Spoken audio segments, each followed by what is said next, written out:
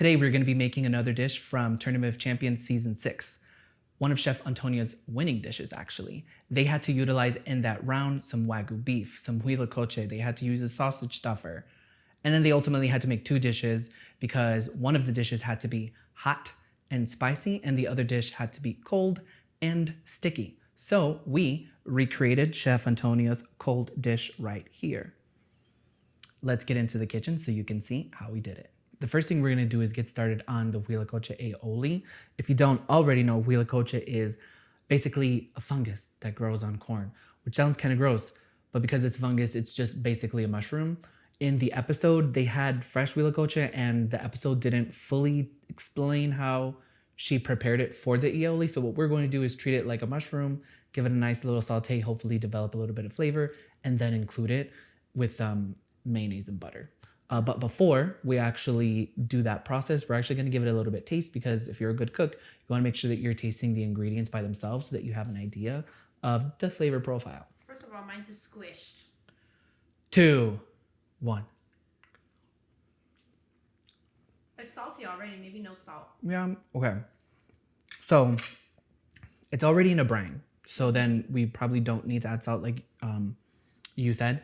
But what we'll do is dry it nicely and then we'll put it in here because we don't, it's already mushy. It is super soft. Yeah. What we want to do is make it a little bit brown so to hopefully develop some flavor.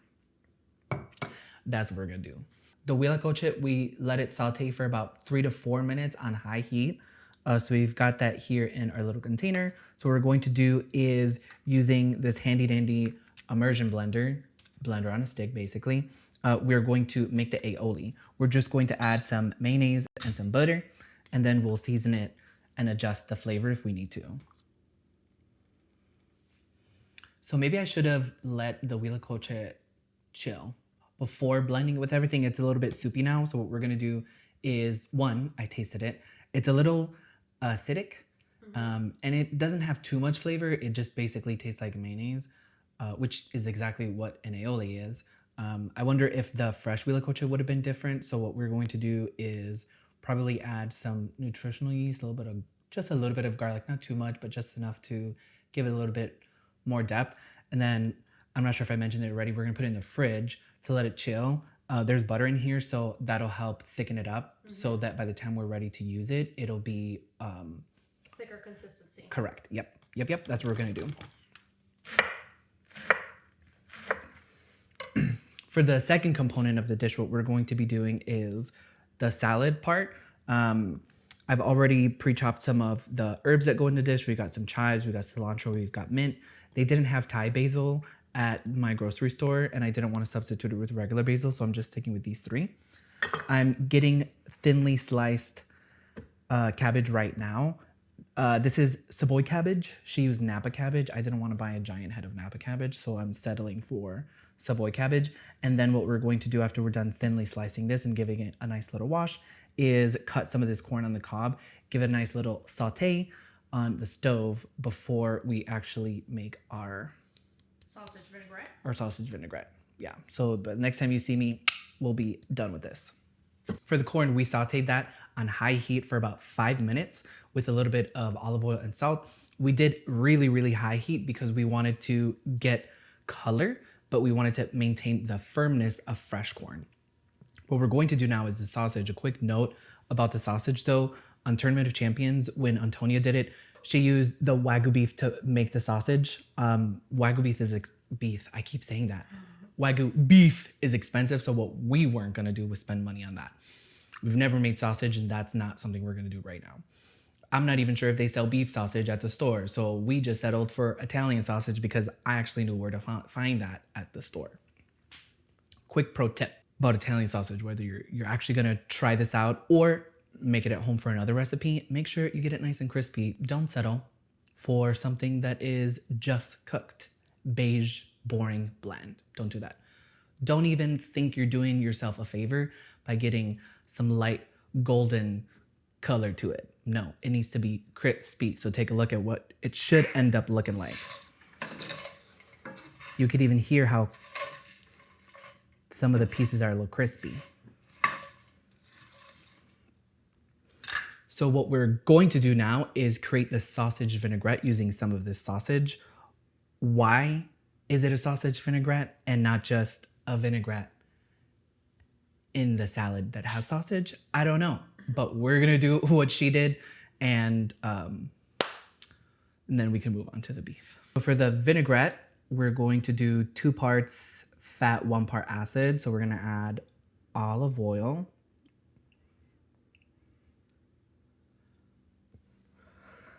And for our acid, we're going to put apple cider vinegar because that's the one that I saw on TV. And then she also added some chili crisp. So we're gonna add some chili crisp to this. And we'll probably do about 2 teaspoons.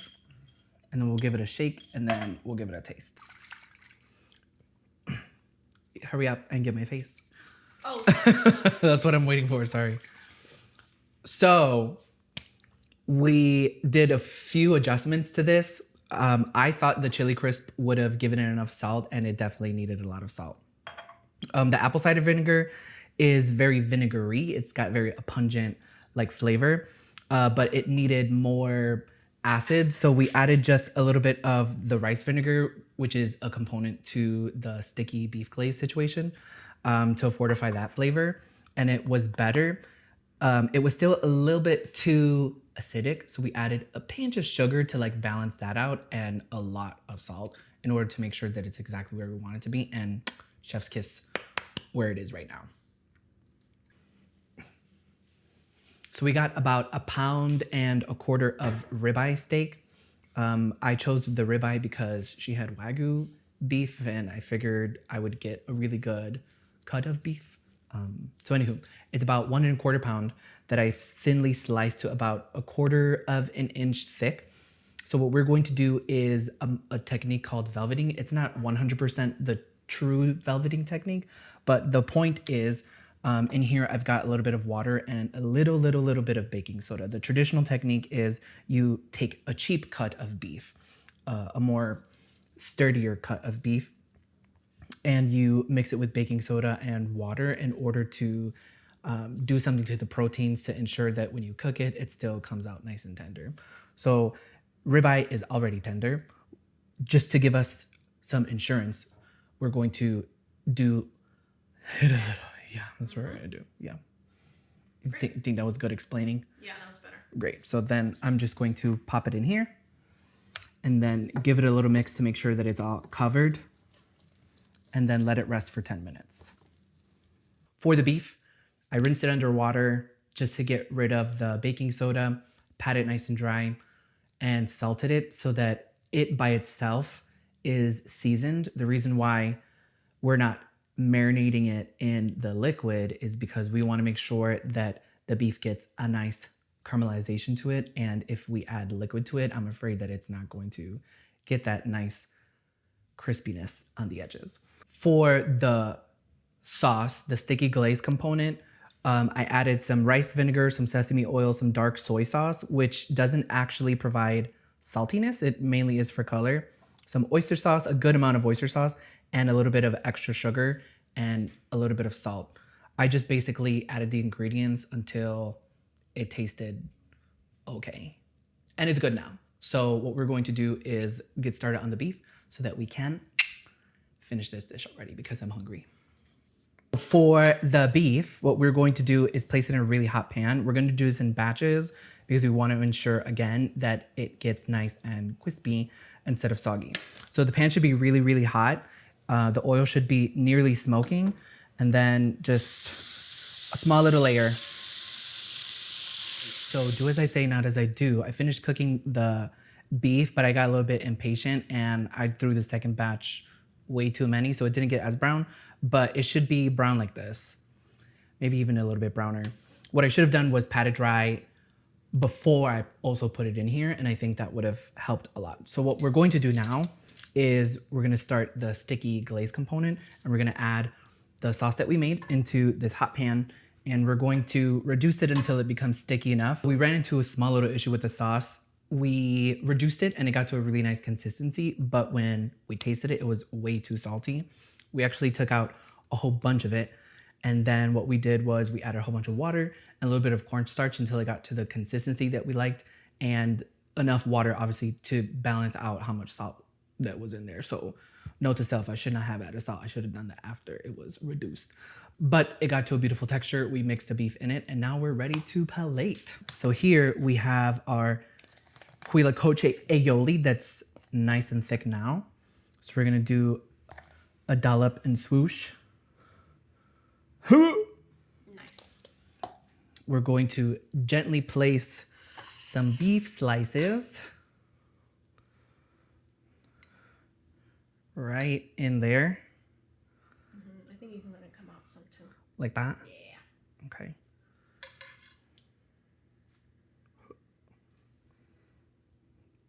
Oh, like that? Yeah. Like one more piece in that side. Great. There we go. And our salad that I put the corn, the cabbage, the Italian sausage, and the vinaigrette, which I kept them separate and I didn't combine it. Oh, and the herbs. Ooh. I'm gonna try to make a little, just a little A little mountain. mountain. Great. Clean it up, and then the herbs on top. Okay. And then we're gonna do our See, that's better. chives. And then we have mint.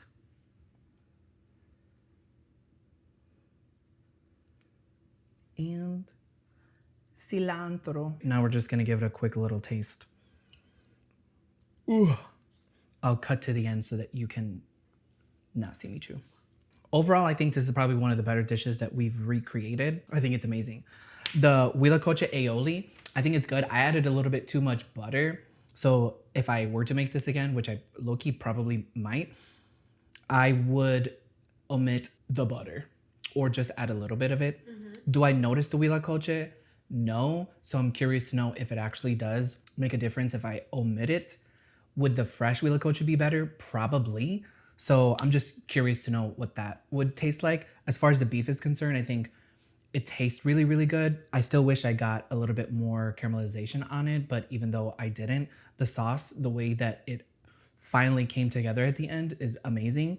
And this corn salad is really, really good. The cabbage is crispy and crunchy. The corn itself maintained its texture, which is really great, but it has like a small little char to it, which is really, really great. And the vinaigrette is actually pretty amazing. I'm not a big fan of apple cider vinegar, but I think it actually works really well in here. The sausage, Italian sausage is really good. And even the mint, for example, is also amazing. I don't really love mint, and the amount that I put was just enough to like notice it without it being too overpowering. So all in all, I would give this dish a 9 point, 9. no, just a 9. Maybe 9. Yeah. I would give it a 9.2. I think it's up there with the crab rangoon pizza. I think it's okay. worth making Okay. with a friend or for a friend or a loved one if you have one of those. Yeah, that's pretty much it. Close it out. Great. Thank you so much for sticking. Around to the end. Yes, appreciate it. Like, subscribe, comment, do all the things. We'll see you next week for another recreation. Oh, well done. Okay. You actually want to try it?